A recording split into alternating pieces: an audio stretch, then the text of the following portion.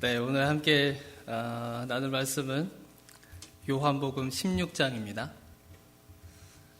네, 요한복음 16장 25절부터 34절까지 말씀을 33절까지의 말씀을 함께 보도록 하겠습니다. 신약 성경 176면입니다. 제 성경으로는 25절부터 33절까지 말씀을 함께 교독하도록 하겠습니다.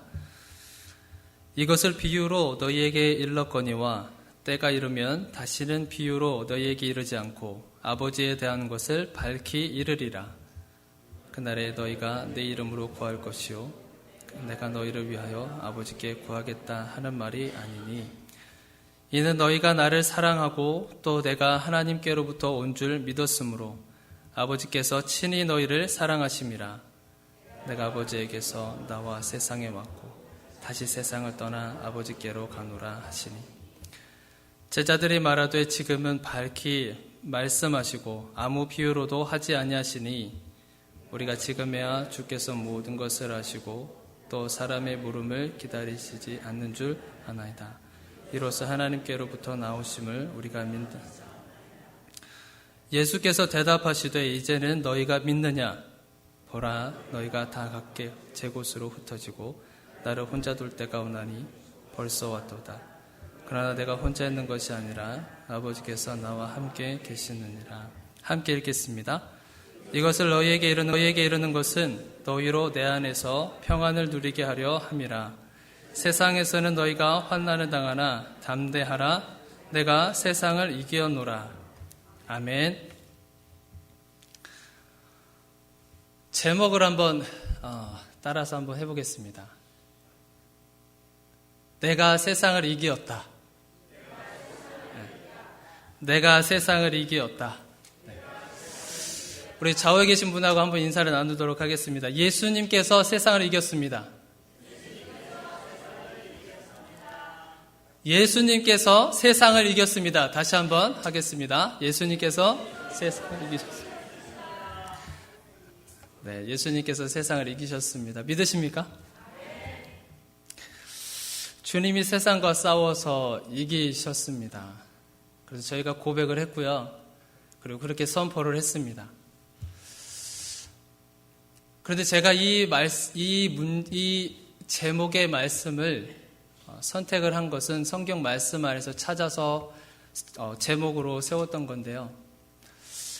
이 제목을 자꾸 묵상하면 할수록 뭔가 이상한 거를 제가 발견을 하게 됐습니다. 여러분들은 이상하지 않으신가요? 예수님이 세상을 이기었다. 저는 이 말을 그냥 계속 설교 듣는 것처럼 그냥 아무 생각 없이 들어왔거든요. 그런데 제가 이 제목을 보고 말씀을 보고 묵상하면서 저한테 이상한 것이 생각이 들었어요. 저 제목 안에서 내가 세상을 이기었다. 예수님은 우리가 잘 알듯이 창조주이십니다. 믿으시죠? 예수님은 이 세상을 창조하신 창조주이세요. 그래서 세상은 누구 손에 있어야 되냐면 바로 예수님 손 안에 있는 것이 맞습니다. 하나님 손 안에 있는 것이 맞죠. 그렇게 보면 이 세상은 하나님의 손 위에 있기 때문에 굉장히 작은 것일 수밖에 없어요. 그런데 하나님께서, 예수님께서 말씀하시기를 내가 세상을 이기었다라고 표현을 하신 것을 보면 앞뒤가 안 맞는 거예요.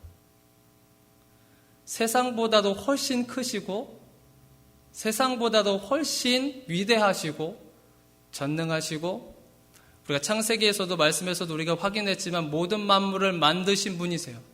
하늘을 만드시고 땅을 만드시고 모든 세상에 있는 만물들을 다 만드신 분이세요. 그런데 그가 세상과 싸워서 이겼다라고 하는 이 말이 저한테는 납득이 안 되는 거예요. 마치 이런 겁니다. 제가요, 갓난아이와 싸웠어요. 예를 들어서 제가 갓난아이와 싸운 거예요. 그래서 때려가지고 그 갓난아이의 코피가 나게 하고 그리고 울게 만들고 그렇게 해서 내가 이겼다. 제가 이렇게 선포를 하는 거죠. 그렇지만 이건 진짜 이긴 게 아니라 어떻게 보면 사람들 앞에서 비난받아야 할 일인 거예요. 제가 갓난아이와 싸울 필요가 없잖아요. 갓난아이의 피를 볼 일도 없고. 예수님과 세상과의 관계가 마치 이런 겁니다. 세상은 하나님과 예수님과 겨루어서 맞붙어서 싸울 만한 대상이 아닌 거거든요. 하나님 만드신 창조물이 그래서 서로 맞붙어서 싸워서 이겼다라고 하는 이 표현을 하기 위해서는 반드시 전제 조건이 뭐냐면 어느 정도의 비슷한 레벨끼리 싸워야 되는 거예요. 어느 정도 비슷한 권력이 있거나 어느 정도 비슷한 힘을 가지고 있거나 어느 정도 비슷한 그래서 싸워서 그래서 이겼다라고 하는 표현이 맞는 겁니다. 그런데 우리 오늘 성경 말씀에는 세상과 싸워서 예수님, 하나님이 승리하셨다라고 하는 이 표현이 저한테는 어색하게 들려졌던 거예요. 이것은 왜냐하면 하나님께서 하나님의 방법으로, 하나님의 방식으로 우리에게 설명을 해주면 우리는 못 알아듣습니다. 우리의 인식 체계가 그렇게 되어 있어요. 그래서 하나님의 방법으로, 하나님의 생각으로, 하나님의 느낌으로 그것을 설명을 해주면 우리 사람들은 그것에 대해서 완벽하게 수용을 못한다는 거죠. 이해를 못한다는 거예요. 그래서 철저하게 하나님이 우리의 시각까지 내려오셔서 우리의 인식 체계까지 내려오셔서 설명을 해주고 있는 거죠. 이렇게 설명을 해줘야 우리가 깨달을 수 있는 거기 때문에. 그래서 내가 세상을 이겼다. 세상은 예수님과 하나님과 싸울 만한 대상도 안 되고 그럴 만한 힘도 가지고 있는 것이 아무것도 없습니다. 그러나 하나님은 우리를 위해서, 우리의 인식을 위해서, 우리가 하나님이 어떤 존재인지라는 것을 우리 시각을 통해서 우리가 깨닫게 하시기 위해서 이런 표현을 하신 거죠. 그래서 얼마나 감사한지 모르겠습니다. 하나님은 무궁무진하신 분입니다. 전지전능하시고 이곳에서만 갇혀 계신 분이 아니라 이 전 세계에서 갇혀 계신 분이 아니라 어느 곳 하나에서도 갇혀 있는 분이 아니라 그분은 굉장히 위대하신 분이에요. 우주 만물들을 창조하신 분이기 때문에. 그러나 성경 66권에 갇혀서 우리에게 오신 겁니다. 그 위대하신 분이 하나님의 그 거룩한 보좌를 버리시고 우리를 위해서, 우리의 인식을 위해서, 우리가 알기 쉽게 하기 위해서 이 땅에 인간의 몸으로 오신 거죠. 그리고 이 말씀으로 오신 거고요. 우리가 이걸 놓쳐서는 안 됩니다. 성경의 표현이 그렇게 된다 할지라도 우리가 우리식으로 그것을 그냥 해석해서 하나님이 마치 그런 분처럼 우리가 인식해서는 안 된다는 거예요. 세상과 싸워서 이겼다. 그러면 세상도 굉장히 큰 능력이 있는 거구나. 마치 그렇게 생각할 수도 있는 거죠. 그런데 우리에게 있어서 반드시 이거는 짚고 넘어가야 되는 것입니다. 세상은요, 하나님과 견줄 만한 그 어떤 것도 갖춰 있지 않습니다. 그 어떤 것도 마치 제가 갓난아이와 싸우듯이 싸울 필요도 없는 거예요. 세상과 싸우실 필요도 없는 거예요. 그러나 그 표현을 하셔서 내가 너희와 함께하고 있고 내가 너희와 함께 영원토록 함께할 것이다 라고 하는 우리의 생각으로 우리가 알아듣기 쉽게 이렇게 오신 거죠. 그래서 이거를 정리를 하시고 오늘의 이 본문 말씀은 예수님께서 십자가에 달려 돌아가시기 전에 제자들에게 하셨던 말씀입니다. 이 말씀을 우리가 조금 알기 위해서는 제자들의 심리 상태를 조금 알아야 됩니다. 제자들이 지금 여기까지 온 제자들의 심리 상태가 어떤 건가? 그리고 그 심리 상태를 아시고 예수님께서 어떻게 반응하셔서 말씀하고 계시는가? 그것을 우리가 조금은 알아야 됩니다. 그래서 제자들이 지금 여기 17장까지, 16장까지 오면서 어떤 일들을 겪어왔는가. 예수님은 사실 탄생부터 사실 범상치가 않으셨던 분인 걸 아시죠? 좋은 곳에서 태어난 것도 아니고 말구이에서 태어나시고 정말 보잘것없이 태어나셨습니다. 그러나 구약의 선지자들을 통해서 이분이 바로 메시아다라고 불리게 되는 거죠. 메시아라고 불리셨던 예수님이 이제 어린 시절을 지나시고 그다음에 성인이 되셔서 하나님의 뜻을 이루시기 위해서 예수님께서 하셨던 것이 제자들을 삼는 것이었습니다.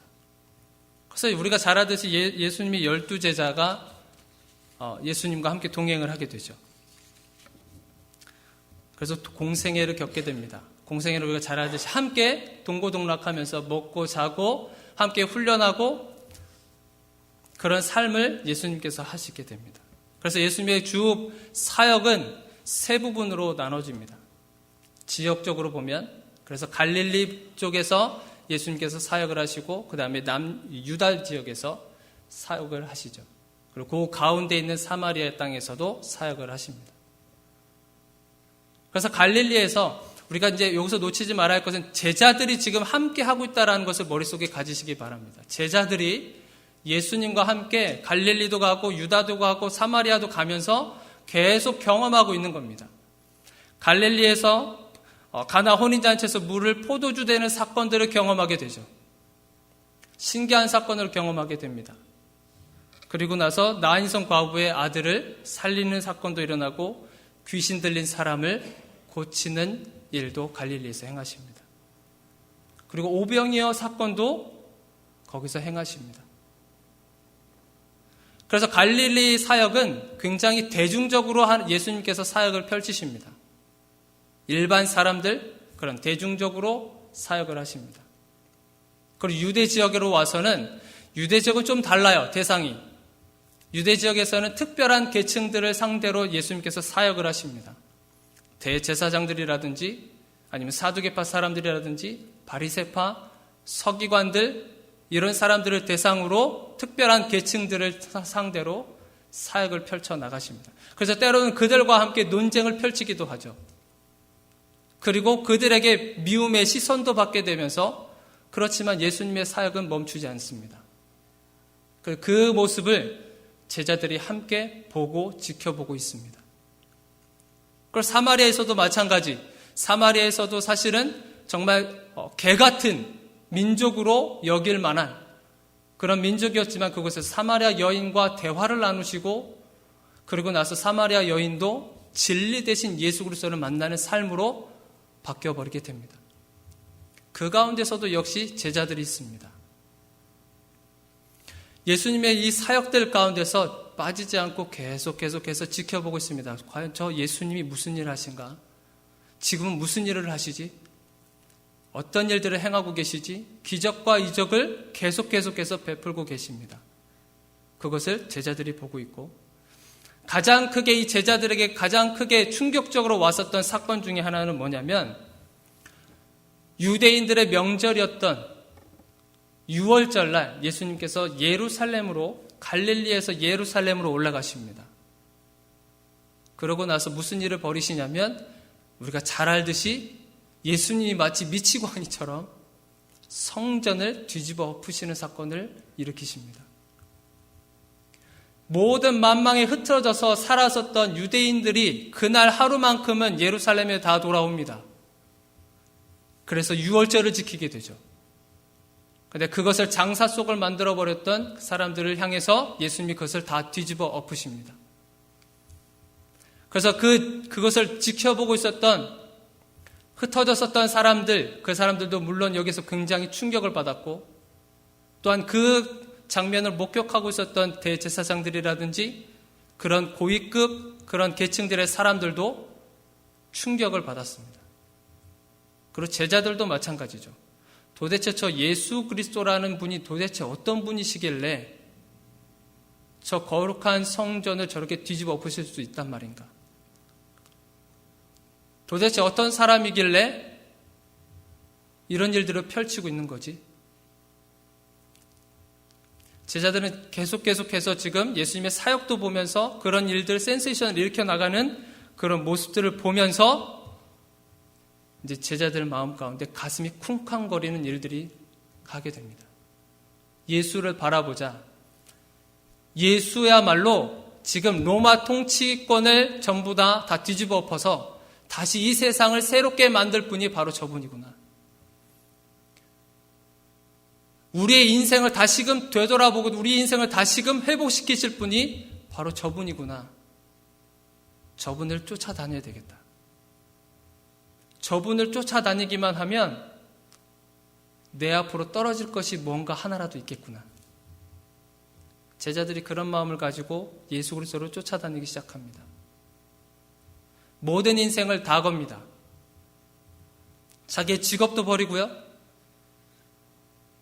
어떻게 보면 성경에는 어떻게 보면 가족도 사실은 뒷전으로 보이기도 합니다.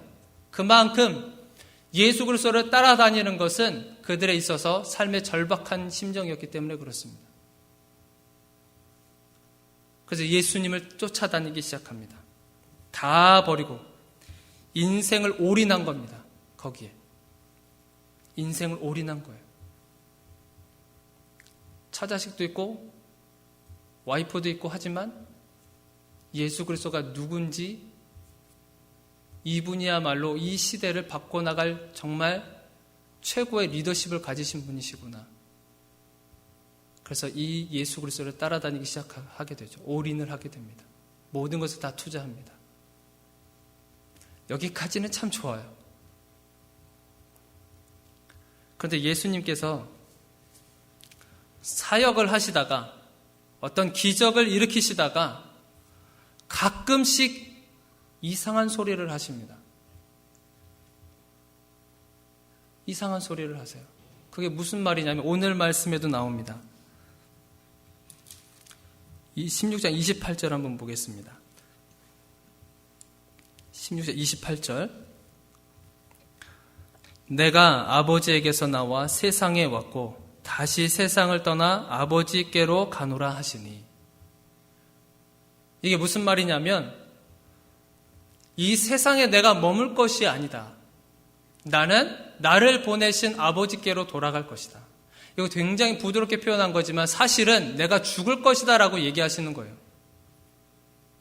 내가 죽을 것이다 라고 얘기를 계속 중간중간마다 하세요. 사역을 하시면서도 어느 정도 인기가 많이 올라가고 상승되는 그 순간에 한마디씩 던집니다. 이렇게. 나 곧 죽을 거야. 나 곧 십자가 지고 아버지께로 다시 돌아갈 거야. 이렇게 한마디씩 툭툭 던지십니다. 이 말을 듣는 제자들은 사실은 못 알아들어요.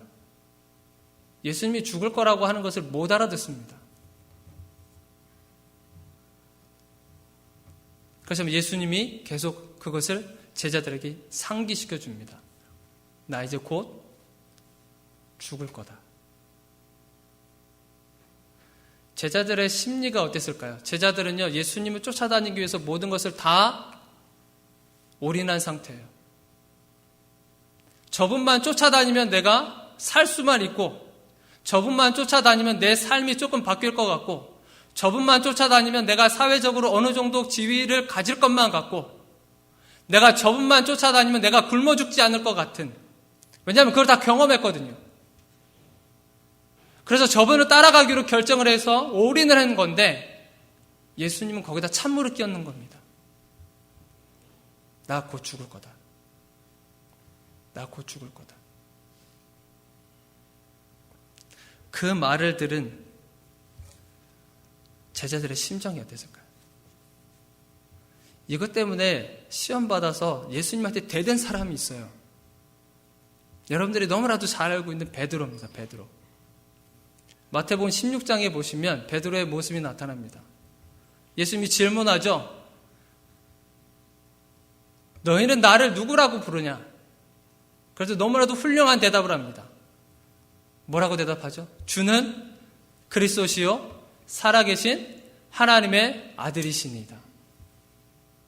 이 훌륭한 고백을 던져요. 그래서 예수님이 또 칭찬을 하십니다. 그런데 그 다음 장면이 반전이 일어나요. 그 다음 장면이. 어떤 반전이냐면 예수님이 자기가 죽을 거라고 다시 한번 얘기합니다. 그때 베드로가 어떻게 행동하냐면 잘 아시겠지만 예수님은 붙들고 항변을 합니다. 내가 당신 쫓아다니는 게 지금 몇 년인데, 내가 가족 다 버리고 내 모든 것을 다 인생을 걸고 지금 당신을 쫓아다녀 왔는데 지금 죽겠다고 하는 이 말이 도대체 무슨 말이냐? 그럴 수 없습니다.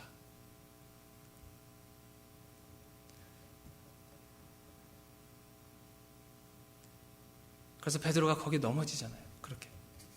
그래서 예수님이 사탄아 물러가라 그렇게 명하시잖아요. 그만큼 예수 그리스도를 따라다니는 것은 그들의 삶에 있어서 굉장히 절박한 것이었습니다. 절박한 것이었어요. 어떤 것도 선택할 수 있는 선택의 여지가 없는 절박한 심정에서 예수 그리스도를 따라간 것입니다. 영적인 지주였고요. 그리고 삶의 어떤 버팀목이 될 수 있었고, 개혁을 일으킬 것 같고, 자신들에게도 사회적 지위를 보장받을 수 있을 것 같았던 꿈이 산산조각이 나버리게 된 겁니다. 그러면서 많은 혼란이 찾아오게 되죠. 어떻게 살아야 하나? 지금까지 내가 예수 그리스도를 따라오면서 그래도 간간히 내가 버텨 살아왔는데, 그런데 예수님이 죽으면 이제는 어떻게 하나? 두려움이 찾아오게 되는 거죠. 그동안 고생했던 것은 다 어떻게 되는 거지? 근데 예수님이 이것을 모르시는 것이 아니었습니다. 예수님께서 십자가 달려 돌아가실 때 제자들이 두려워할 거라는 것을 이미 다 알고 계셨고, 그래서 22절을 한번 보시면, 22절을 함께 보겠습니다. 16장 22절입니다. 오늘 본문 말씀은 아니지만 16장 22절. 지금은 너희가 근심하지만 내가 다시 너희를 보리니 너희 마음이 기쁠 것이요 너희 기쁨을 빼앗을 자가 없으리라. 내가 너희들 두려워하고 근심하고 하는 거 내가 모르지 않아. 다 알아. 내가 죽는다고 해서 너희들 버리지 않을 것이야. 내가 다시 너희들을 만날 것이고 내가 너희를 고아와 같이 남겨두지 않을 것이며 내가 너희와 끝까지 함께 할 거야. 그래서 예수님께서 그 제자들의 그 심정을 다 알고 계셔서 그것을 자꾸만 얘기해 주시는 겁니다. 두려워하지 말아라. 두려워하지 말아라. 내가 십자가에 죽고 나서는 내가 성령을 보낼 텐데 그 성령이 지금까지 했었던 모든 일들을 다 알게 할 것이다. 하나님의 일을 다 알게 할 것이고, 지금까지는 내가 비유로 다 말씀했지만 비유도 할 필요 없이 성령이 오시면 그 성령이 너에게 그걸 가르칠 것이다. 그래서 더 이상 비유로 말할 필요도 없다.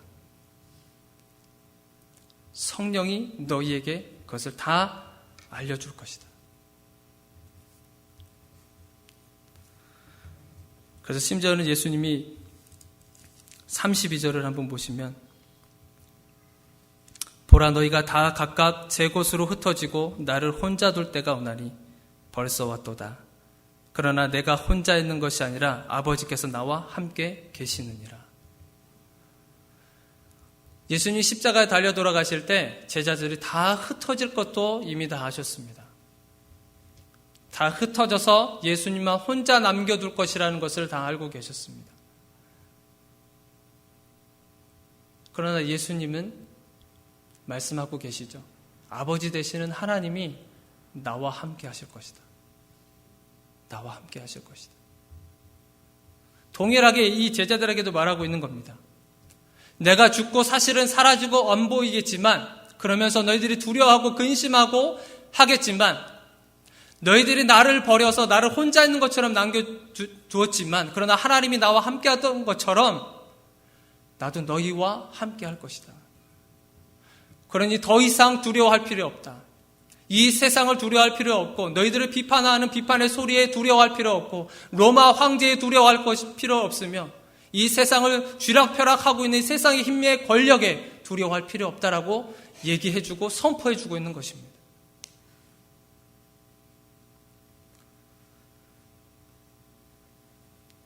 내가 세상을 이기노라.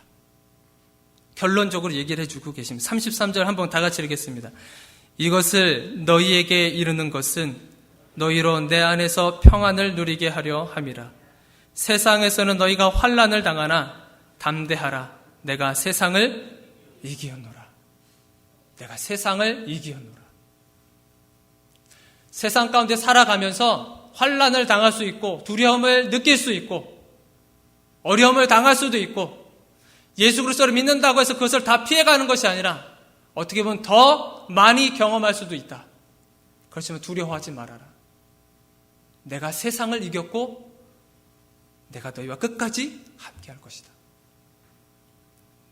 처음에도 말씀드렸지만 세상은 하나님과 예수님과 견줄 만한 대상이 아니라고 말씀드렸어요. 세상은 그런 존재가 아니기 때문에.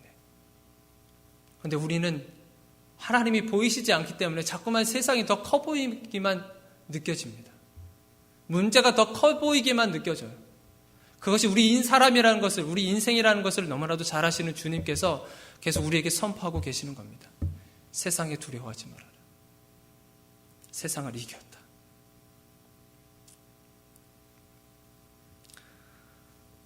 혹시 여러분들 가운데서 세상이 너무 크게 느껴지신 분이 계시나요? 아니면 삶의 무게가 너무 크게 느껴지거나 너무 무겁게 느껴지시는 분이 계신가요? 그래서 하나님의 존재를 인식하지 못하고 계신 분이 혹시 계시나요? 이 넓은 세상 가운데 혹시라도 나 홀로 있는 것은 아닌가? 나 혼자 살아가고 있는 것은 아닌가? 더 이상 가망이 없는 것 같고 포기하고 싶은 상황에 놓이신 분이 혹시 계시나요? 그럼 오늘 이 말씀을 붙드시길 바랍니다. 세상에서는 그걸 느낄 수 있지만 그러나 그것을 이기신 분이 우리 하나님이시다.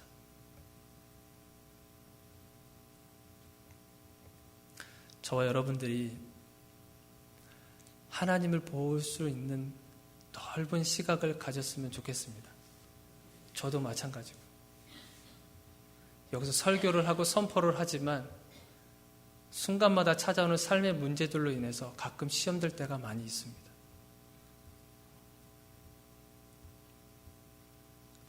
그렇지만 거기에 머물지 않는 것이 바로 부활의 신앙을 가지고 있는 바로 저와 여러분들인 것을 믿습니다. 십자가에서 죽으셔서 끝났으면 우리에겐 소망이 없습니다. 그러나 십자가에서 부활하셨습니다. 그 부활의 신앙을 가지시고 오늘 세상을 이기신 주님의 이름을 붙잡으면서 승리하시는 그런 저와 여러분들이 되기를 주님의 이름으로 축원드립니다.